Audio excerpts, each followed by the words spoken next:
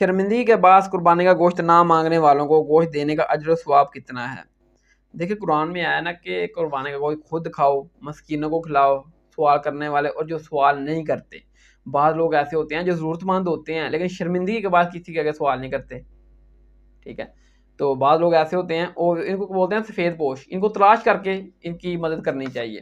بعض لوگ ایسے ہوتے ہیں پہلے امیر ہوتے ہیں، پھر وقت آنے پر وہ غریب ہو جاتے ہیں۔ جو پہلے امیر ہوتے ہیں تو پہلے لوگوں کو کھلاتے تھے، گوشت تقسیم کرتے تھے، جب اب غریب ہو جاتے ہیں تو وہ دل میں سوچتے ہیں کہ یار اب ہم کسی کے دروازے کے اوپر لگے گوشت لینے، تو وہ کیا سوچے گا کہ پہلے تو یہ خود تقسیم کرتا تھا، لوگوں کو کھلاتا تھا، اب اس کے اوپر یہ وقت آ گیا کہ مانگ رہا ہے۔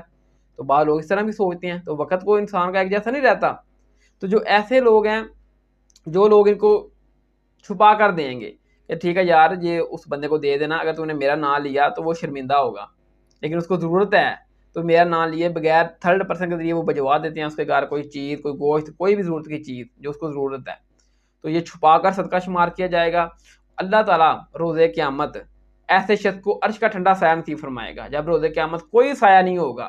نمازی، حج کرنے والا، زکوٰۃ دینے والا، اس کے لیے روز قیامت کوئی سایہ نہیں ہوگا، لیکن جو صدقہ چھپا کر کرے گا اس کے لیے روز قیامت عرش کا ٹھنڈا سایہ اللہ تعالیٰ اس کو عطا کرے گا۔ تو یہ بہت بڑی نیکی ہے چھپا کر صدقہ کرنا۔ جو لوگ ضرورت مند ہیں، ضرورت شو نہیں کرتے، ان کو بھی قربانی کا گوشت آپ دیں، ضرور دیں۔